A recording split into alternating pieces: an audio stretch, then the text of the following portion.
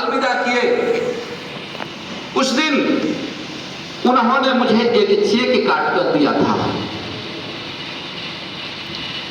वो चेक इस चीज का था, 10 जुलाई 2018 को मेरी माताजी का देहांत हो गया और माताजी के देहांत के बाद में हिंदू धर्म में जो श्राद्ध की प्रक्रिया होती है वो प्रक्रिया चल रहा था। मेरे पिताजी कर्म लेके बैठे हुए थे, उन्होंने वो चेक काट कर दिया कि जा जितने पैसे की जरूरत हो इसमें भर लेना और निकाल करके अच्छा से करना। शुक्रवार का दिन था, मैं वो चेक ले जाकर रख दिया। मैं बजा लूंगा, पैसे तो मेरे पास है क्योंकि मैं भी बिजनेस में था। पैसे मेरे जेब में है, नकद में है, मैं कभी निकाल लूंगा। और उसी शुक्रवार को 4 बजे शाम में उनकी भी देहांत हुई। मरणोपरांत मैंने उस चेक को कैश कराया और उस चेक से मैंने उनकी श्राद्ध कर दी। यानी मेरे पिताजी अपने श्राद्ध के पैसे भी मुझे देकर गए। जो उनका अचीवमेंट था, उनका सुरक्षा पद्धति था। मैं उस दिन सोचा अगर मैं दुनिया से जाऊंगा तो मैं अपने बेटे को क्या देके जाऊंगा जो मेरा श्राद्ध करेगा। क्योंकि मेरे अकाउंट में कुछ होता नहीं था। थिंकिंग ये थी कि बैंक में रखूंगा, थोड़ा सा ब्याज देगा, अगर उसी पैसे को दुकान में लगाते हैं तो कुछ आमदनी बढ़ जाएगा, इसलिए बैंक तो नहीं होता था। और जो दुकान की कमाई होती थी वो कस्टमर के घर उधारी होता था। हम तो सांत्वना देते थे कि हम कमाते हैं, बल्कि हर साल कुछ ना कुछ एक्स्ट्रा पूंजी डालना ही होता था। अतः मैं उस सुरक्षा पद्धति के लिए भी इस बिजनेस को ज्वाइन किया कि मैं जब मरूं तो मेरे बेटे के अकाउंट में इतने रुपए होने चाहिए कि जिस तरह से मैं अपने फादर का श्राद्ध किया, मेरी श्राद्ध भी उससे बेहतर होनी चाहिए।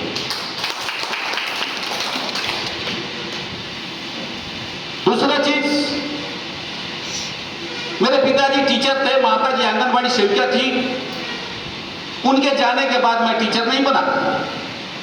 मैं आंगनबाड़ी का सेवका या उसका कोई भी पद पर काम नहीं कर पाया। लेकिन इस व्यवसाय में दिखा कि मेरे ना रहने के बाद में भी मेरा बेटा इस व्यवसाय में फ्रेशर नहीं, डायमंड ही बनेगा। उसे क ख ग नीचे से शुरुआत नहीं करनी होगी। उसको जो है मेरे द्वारा बना बनाया हुआ, उस समय 2 लाख सप्ताह 8 लाख का महीना मिलता था, तो मैंने सोचा कि कम से कम 2 लाख नहीं तो 2 लाख महीने का भी आ जाएगा तो मेरा राजा बेटा पूरी जिंदगी ऐश काटेगा। इसके लिए भी मैंने इस बिजनेस को किया। क्यों करना है इस व्यवसाय को, इस सवाल का जवाब मुझे मिल चुका था, परंतु करना कैसे है यही समझ नहीं आ रहा था। क्योंकि मैं जब भी इस व्यवसाय को करने के लिए अपने को तैयार करता था, मेरी दुकान की शटर गिर जाती थी और उस दिन मेरी आमदनी नहीं होती थी। और मैं इतना मैं इस व्यवसाय को अध्ययन कर लिया था, इस व्यवसाय के बारे में जान चुका था और इतना ना इस व्यवसाय से मुझे लगाव हो चुका था कि मैं इसे हर हाल में करना चाहता था। और कभी करता था, कभी छोड़ता था। क्योंकि जब मैं सेफ शॉप करने जाता था तो मेरी दुकान बंद हो जाती थी। घर आते थे, मेरी मैडम पूछती थी कहां जाते हो, यूं दुकान बंद कर देते हो, गृहस्थी की चिंता तो करो, बच्चों की फीस भरनी है, घर में ये चीज खत्म होने वाला है, वो चीज खत्म होने वाला है, कुछ बुरी लत तो नहीं लग गई है, कहां जाते हो आप? ये कौन से लोग होते हैं जो शाम को सुबह उठा कर लेके चले जाते हैं जब दुकान चलना होता है। अब तो सोच सकते हैं ना कि घर में जब खाने की थाली आगे पड़ी हो और इस तरह की सवाल हो रही हो, क्या यहाँ भरपेट खा पाएंगे? मेरी बीपी बढ़ जाती थी, गुस्सा आता था। कितनी नादान है कि ये मुझे को अब विश्वास नहीं करती है। विगत 20 सालों से मैं इसके साथ हूं।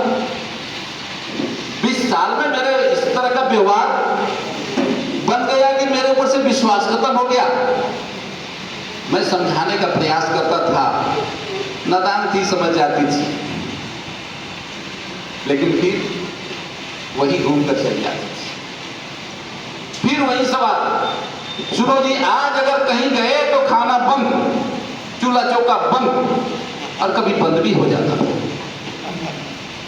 आने के बाद में बोलते थे, पापा मम्मी तो बहुत गुस्सा है। क्या हुआ?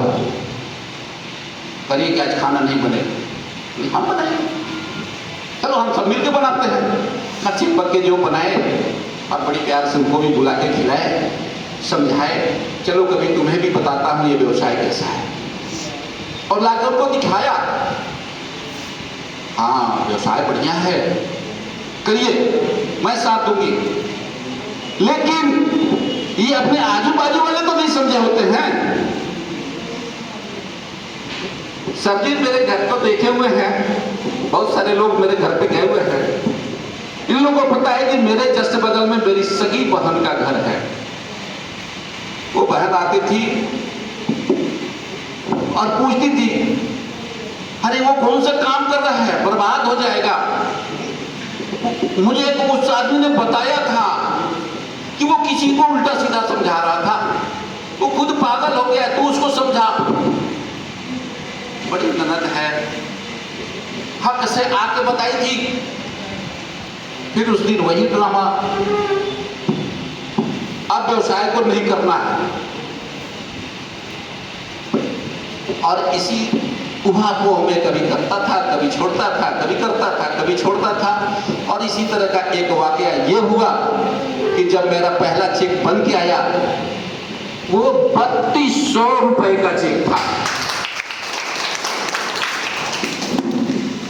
मैंने देखा कि जिस दुकान से कमाने के लिए मैं 5 रुपए पलदारी का बचाने के लिए 50 केजी का बोरा 2 मित्र उठा करके खुद ही लाद देते थे, तो 5 रुपया बचता था।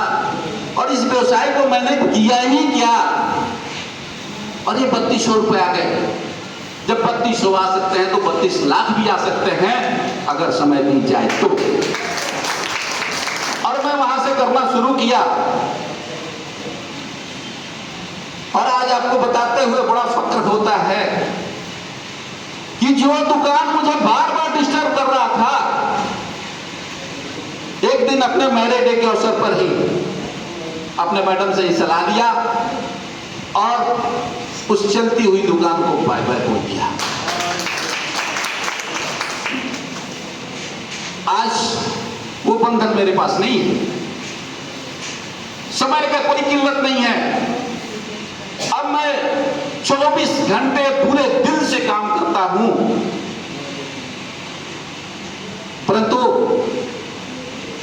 व्यवसाय किया था, यह भी व्यवसाय है, वह भी व्यवसाय है। डेली पैसे गिनने की आदत थी, इसलिए मैंने